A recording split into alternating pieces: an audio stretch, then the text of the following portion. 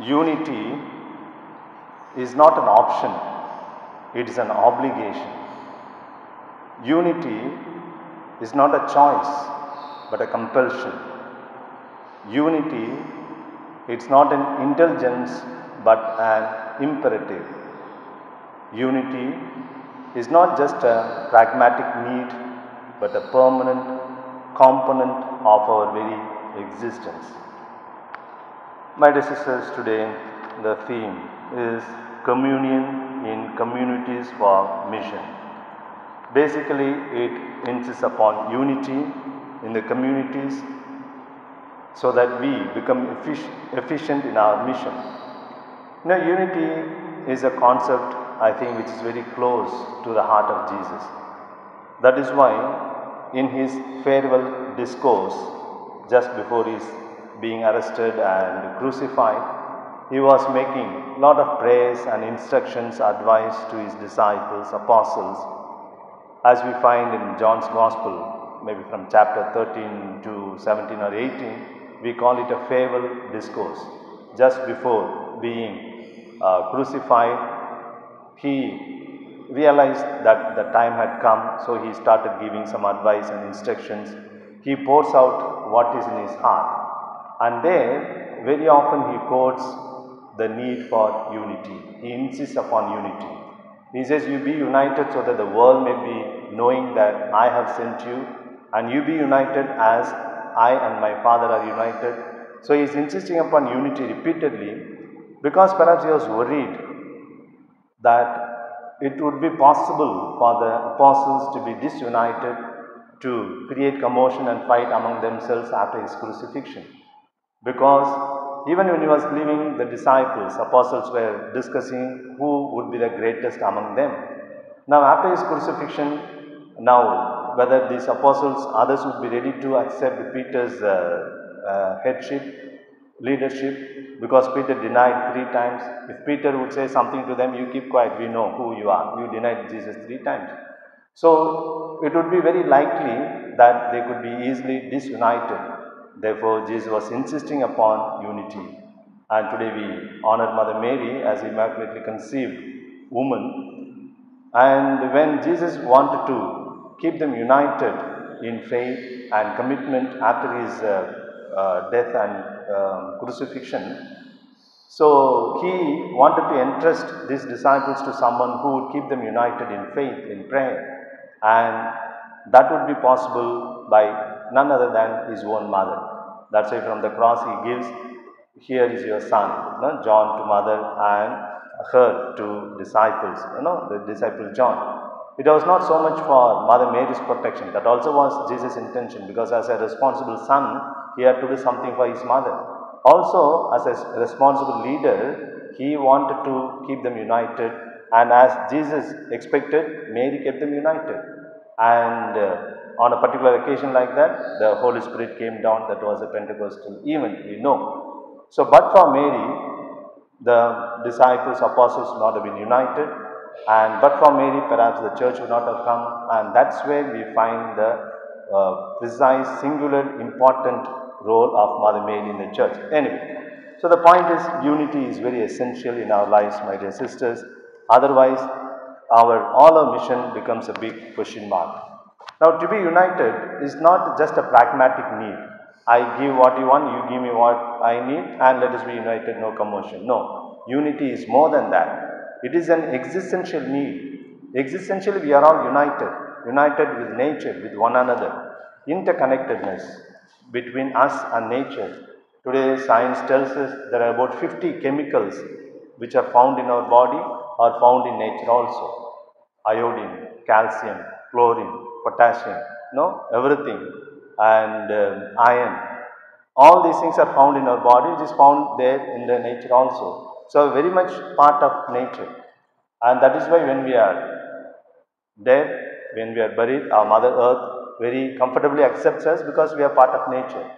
Or when we are burned, our smoke gets easily mixed with the atmosphere because we are part of nature.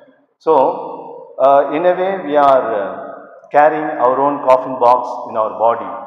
So, we are so much interconnected with nature And when every time we breathe in, we take millions of molecules and go. When we breathe out, they come out. The same molecules are shared by others.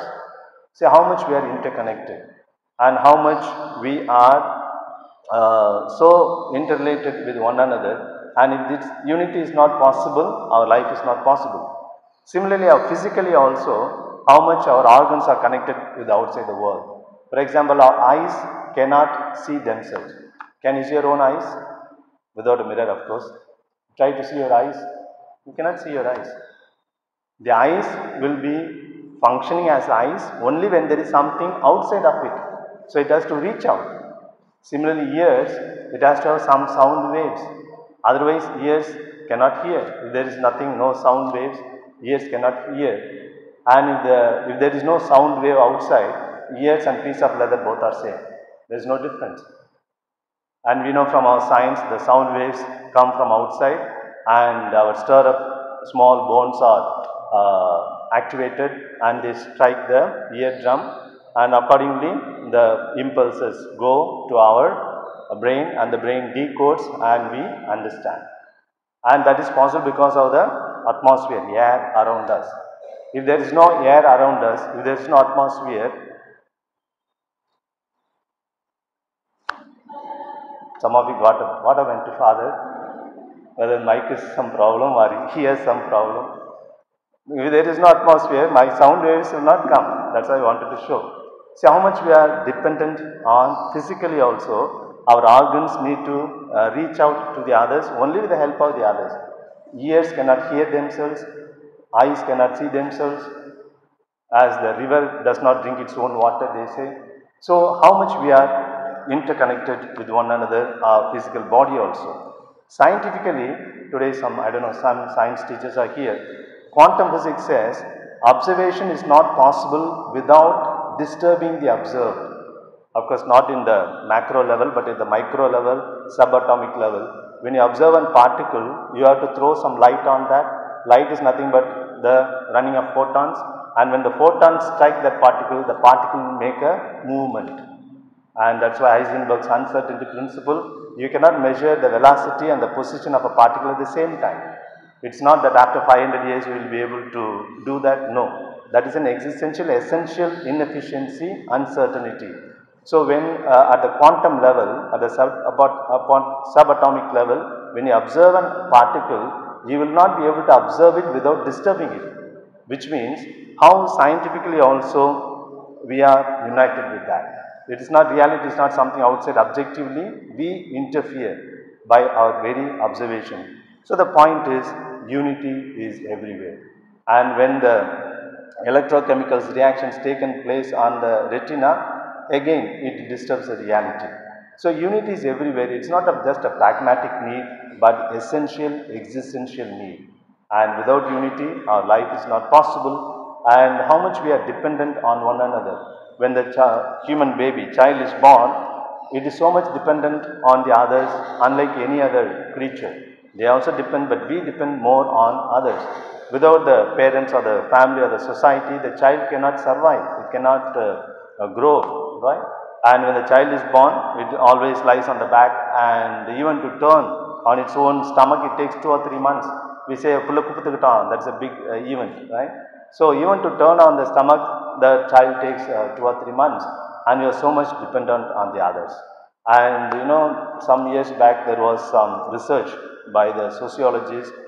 They took a 3-day-old baby, girl baby, to the forest and let the child grow with the wolves there. And the mother wolf, because of maternal instinct, somehow protected the child, and the child started growing, that girl child. After 13 years, the researchers go there to see the child. Now the girl is 13-year-old girl. That girl is not able to speak any word in any language. It was howling and yelling like the wolves. And the girl was very comfortable with the wolves, but she was frightened to look at human beings. And above all, the girl could not stand on 2 legs and walk straight. It was crawling on 4 legs. Why? Because she lacked the family and the human environment. When she was 8 months old or 1 year old, nobody was there to hold her hands to teach her walking. So she could not realize the ability to walk or talk precisely because he lacked the family, the human environment. And that shows how much we depend on others, how much we need to be united. Today we are walking and talking, it is because of the others. Maybe some are talking too much like me, but the point is, it is because of the others. So how much we are united. Maybe one final insight is, my dear sisters, this unity is possible when we are able to make the distinction between loving and liking. Oftentimes we mix it with both one another, loving and liking. Is there any difference between loving and liking? Apart from the spelling? Loving and liking? Yeah. Liking, maybe at a first level, loving goes a little deeper. Perhaps it's easy for us to love someone when we like that person. We like a person for many reasons. Maybe the style, maybe the money, maybe the complexion, or the skills, talents. Many things are there which make us like a person. When we like a person, it's easy for us to love him or her. But the real love is to love someone even when there is nothing in him or her likable. Even when you don't like, we are called to love that person. And that's what God is doing with us. There are many things in me which God doesn't like, but still He loves me. The same thing He expects you and me. So when we begin liking, perhaps it becomes easier for us to be united. There may be hundreds of reasons to create the division among us, and the hundreds of reasons may be depending upon our family, our talents, our education, our style, our power and authority. There are many things to divide us, but there is only one thing to keep us united. That is, we are called for the same mission and we are all created in the image and likeness of God. More than that, what do we need to insist upon unity? And that unity is very essential in our communities, in our apostolates, so that we become effective instruments in the hands of God. Let us think about it today.